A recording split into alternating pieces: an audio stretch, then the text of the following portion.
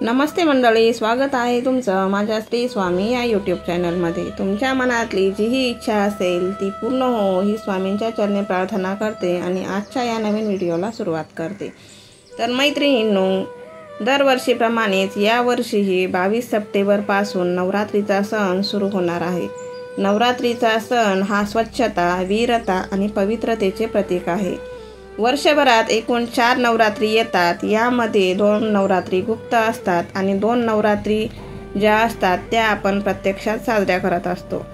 चैत्र नवरात्री आणि शारदीय नवरात्री या 2 नवरात्री आपण प्रत्यक्षात साजऱ्या करत असतो, परंतु दरवर्षी शारदीय नवरात्र अगदी मोठ्या थाटामाटात साजरी केली जाते।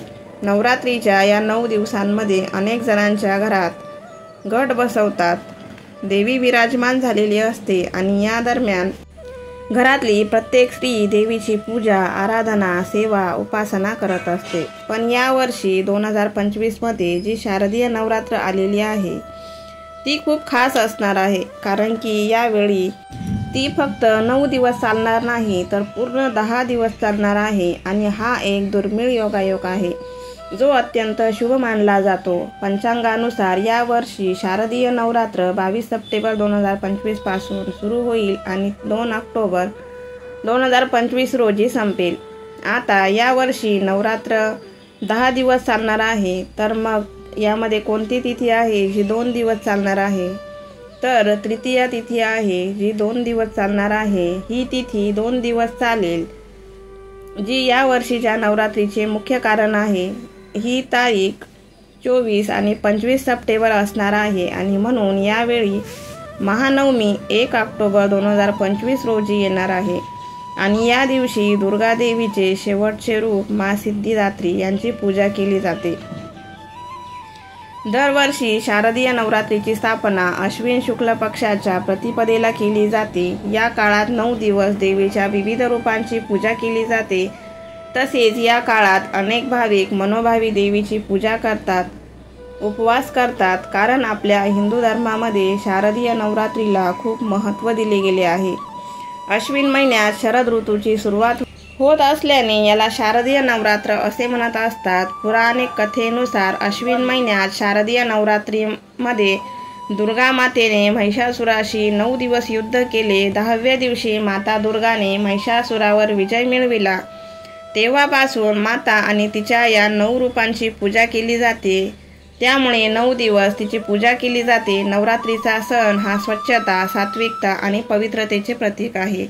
नवरात्रीच्या या 9 दिवसात अनेक घरांमध्ये घटस्थापना केली जाते, तसेच देवी विराजमान झालेली असते आणि या वेळेत घरातली प्रत्येक स्त्री देवीची पूजा, आराधना आणि सेवा करत असते। पण या सगळ्या गोष्टी करत असताना आपल्या हातून काही ना काही चुका होत असतात, त्यामुळे आपल्याला नवरात्रीमध्ये केलेल्या सेवेचं, व्रताचं पूर्ण फळ मिळत नाही। त्यामुळे या नवरात्रीच्या 9 दिवसात आपल्याला कोणत्या गोष्टी चुकूनही करायच्या नाहीत। कोणत्या नियमानुसार आपल्याला व्रताचं पालन करायचं आहे। नवरात्रीच्या 9 दिवसात काही नियमांचे पालन आपल्याला करणे अत्यंत महत्त्वाचे आहे, कारण की नवरात्रीमध्ये जो कोणी देवीची भक्तिभावाने पूजा, आराधना, सेवा किंवा उपासना करतो त्याच्या जीवनामध्ये सुख, शांती, ऐश्वर येते। आणि अशी काही कामे आहेत जी नवरात्रीत आपल्याला चुकूनही करायची नाहीत, त्यामुळे तुमच्या पूजेच्या व्रताचं पूर्ण फळ तुम्हाला प्राप्त होणार नाही। तर चला बघूया नवरात्रीच्या 9 दिवसात महिलांनी किंवा घरातल्या स्त्रीनी कोणती अशी कामं आहेत जी करायची नाही आहेत, ती आपण पुढे बघूयात। पहिलं काम आहे की नवरात्रीच्या या 9 दिवसांमध्ये काळ्या रंगाचे कपडे आपल्याला चुकूनही घालायचे नाहीत। काळा रंग हा नकारात्मकतेचं प्रतीक म्हणून ओळखला जातो, त्यामुळे कोणत्याही पूजेमध्ये किंवा कोणत्याही शुभ कार्यात काळ्या रंगाचे कपडे आपण कधीही घालत नाही। त्यामुळे नवरात्रीच्या या 9 दिवसाच्या पर्वात सुद्धा आपल्याला काळ्या रंगाचे कपडे चुकूनही घालायचे नाहीत। दुसरा नियम म्हणजे पहिल्या दिवशी जरी पांढऱ्या रंगाची साडी घालायची असली तरी पूर्ण पांढऱ्या रंगाची साडी आपल्याला घालायची नाही आहे, कारण की उपवासामध्ये किंवा पूजेमध्ये पांढरा कलर आपण घालत नाही। पांढरा कलरची साडी घालायची, पण त्याच्यावर थोडा तरी दुसरा कलर पाहिजे मिक्स, म्हणजे दुसऱ्या कलरची थोडीफार डिझाईन किंवा दुसरा कलर त्या साडीमध्ये मिक्स असावा. पूर्ण पांढऱ्या कलरची साडी बिलकुल तुम्हाला घालायची नाही आहे. तिसरा नियम म्हणजे घरामध्ये भांडण, तंटा किंवा कटकटी किंवा खोटं बोलणं या गोष्टी आपल्याला 9 दिवसांमध्ये टाळायच्या आहेत. कारण की 9 दिवस आपण देवीची पूजा करतो, उपवास करतो, आराधना करतो, मंत्रजाप करतो. त्यामुळे जी आपल्याकडे पॉझिटिव्ह एनर्जी निर्माण होते ती कुठंतरी डिस्टर्ब होते. त्यामुळे कुणाशी घरामध्येही नाही किंवा बाहेर पण नाही, बिलकुल कुणाशी भांडण आपल्याला करायचं नाही आहे किंवा खोटं या दिवसांमध्ये बिलकुल बोलायचं नाही आहे. तसंच स्वच्छता ही माता देवीला खूप प्रिय आहे. त्यामुळे घरामध्ये स्वच्छ ठेवायचं आहे. बघा, नवरात्रीच्या पहिले सगळ्या ठिकाणी गावाकडे पूर्ण घर स्वच्छ केलं जातं. घरातले जेही भांडी, कपडे वगैरे असतील ते धुतले जातात. त्यामुळे देवीला स्वच्छता ही अतिशय प्रिय आहे आणि जिथं स्वच्छता असते तिथंच माता लक्ष्मीचं स्थान असतं. माता लक्ष्मी तिथं भरभरून धन ऐश्वर्य देत असते. त्यामुळे या 9 दिवसांमध्ये तुम्हाला स्वच्छता ठेवायची आहे. तसंच तुमच्या दारामध्ये गाय किंवा कुत्रा जर येत असेल तर त्यांना उपाशी पोटी पाठवायचं नाही आहे. गाय असो, कुत्रा असो, त्यांना खायला तुम्हाला काहीतरी द्यायचं आहे किंवा पाणी पाजायचं आहे. तसेच एखादा भिक्षुक जर तुमच्या दारामध्ये आला असेल तर त्यालाही असं रिकाम्या हाताने पाठवायचं नाही आहे. त्याला काही ना काही तुम्ही दान देऊ शकतात किंवा पैसे किंवा जेवण खाऊ घालू शकतात.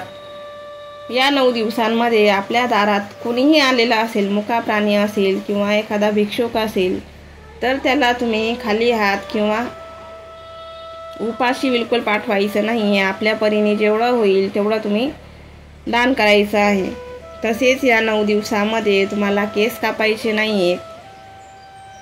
कारण की आपण देवीची उपासना करत असतो. या दिवसांमध्ये केस किंवा नख बिलकुल कापायची नाही आहेत. ज्याप्रमाणे आपण आपल्या घराची स्वच्छता करतो त्याचप्रमाणे आपल्या शरीराची पण स्वच्छता आपण या 9 दिवसांच्या आधीच करून घ्यायची आहे. म्हणजे या 9 दिवसात तुम्हाला नख किंवा केस कापण्याची गरज पडणार नाही. तसे ज्या स्त्रीचा मासिक धर्म या काळात येत असेल किंवा आलेला असेल तर तुमच्या घरातली जी ही घटस्थापना असेल किंवा तुम्ही अखंड दिवा लावलेला असेल तर त्या दिव्याची सेवा तुम्ही घरातल्या दुसऱ्या माणसांकडून करायची आहे. किंवा शेजारी वगैरे कोणी असेल तर त्यांना बोलून तुमच्या दिव्याची काजळी काढणं, दिवा लावणं किंवा दिव्यामध्ये तेल घालणं, घटाला पाणी घालणं ही अशी कामं जी आहेत ते दुसऱ्यांकडून करून घ्यायची आहेत. आपण स्वतः मासिक धर्मामध्ये बिलकुल देवावर सावली पण पडून द्यायची नाही. दुसऱ्यांकडून तुम्ही कामं करून घ्यायची आहे. तसंच तुमचे 5 दिवस मासिक धर्माचे पूर्ण होतील. त्यानंतर तुम्ही आहे ती सेवा देवीची करू शकतात. पुढचा नियम आहे, या दिवसांमध्ये चुकूनही तुम्हाला मांसाहार करायचा नाही आहे. जर तुमचा उपवास असेल तर ही बाकी घरामध्ये कुणालाही तुम्हाला मांसाहार करू द्यायचा नाही आहे किंवा बनवायचा पण नाही आहे किंवा बाहेर पण खायचं नाही. मांसाहार पूर्ण वर्ज करायचा आहे. तसेच धूम्रपान, मद्यपान या गोष्टी तुम्हाला या 9 दिवसांमध्ये पाळायच्या आहेत. या 9 दिवसांमध्ये आपल्या घरामध्ये आपण घटस्थापना करत असतो, अखंड दिवा लावत असतो. त्यामुळे या 9 दिवसात तुम्हाला घराला कुलूप लावायचं नाही आहे. कारण की या 9 दिवसांमध्ये वातावरणात कुठंतरी जे आपले देवीचे तत्व असतात किंवा देवीचा वावर असतो तो सूक्ष्म स्वरूपात का असेना वातावरणात असतो. त्यामुळे घराला कुलूप लावून कुठेही जायचं नाही आहे. तसंच या 9 दिवसांमध्ये चामड्याच्या वस्तू तुम्हाला वापरायचं नाही आहे.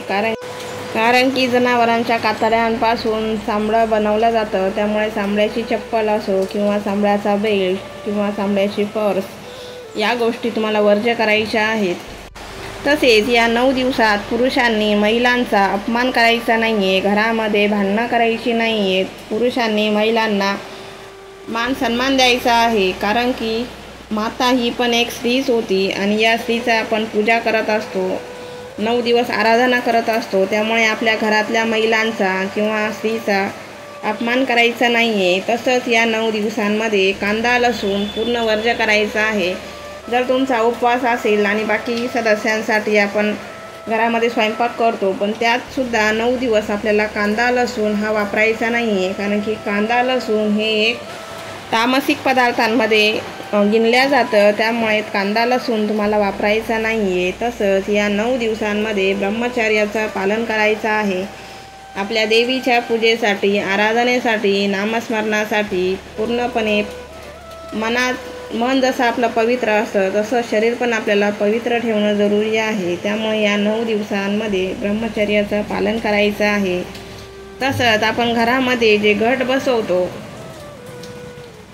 ते घट आपल्याला बिलकुल 9 दिवस हलवायचे नाही आहेत, किंवा आपण जे विड्याच्या पानावर आपल्या देवांची स्थापना केलेली असते ते पण 9 दिवस आपल्याला बिलकुल हलवायचे नसतात. घटही हलवायचा नसतो, कारण की म्हणतात की देव हे 9 दिवसांमध्ये देवही आपले घटी बसलेले असतात. त्यामुळे देवही हलवायचे नाही किंवा घटही हलवायचा नाही. आणि आपण जो अखंड दिवा लावलेला असतो त्याची पूर्ण आपल्याला काळजी घ्यायची आहे. अखंड दिवा विझणे हा एक अपशकुन मानला जातो. त्यामुळे दिव्याची पूर्ण काळजी घेणे खूप गरजेचं आहे. तसंच 9व्या दिवशी आपण नवमीला कन्यापूजन करत असतो. तर कन्यापूजनासाठी तुम्ही 1 ते 9 वर्षाच्या आतील मुलींनाच कन्यापूजनाला बोलवायचं आहे. जास्त मोठ्या मुलींना बोलवायचं नाही, कारण की ज्याही मुलींना मासिक धर्म येत असेल तर अशा मुलींना तुम्हाला बोलवायचं नाही. छोट्या मुली आपण लक्ष्मी म्हणून त्यांची पूजा करत असतो. त्यामुळे 1 ते 9 वर्षाच्या आतील मुलींनाच तुम्हाला कन्यापूजनाला बोलवायचं आहे. जास्त मोठ्या मुलींची पूजा तुम्हाला करायची नाही आहे. आजचा व्हिडिओ तुम्हाला थोडाही हेल्पफुल वाटला असेल तर व्हिडिओला लाईक करा. चॅनलवर जर तुम्ही माझ्या नवीन असाल तर चॅनलला सबस्क्राईब करा. भेटू पुन्हा नवीन अशा छानशा व्हिडिओमध्ये. तोपर्यंत धन्यवाद.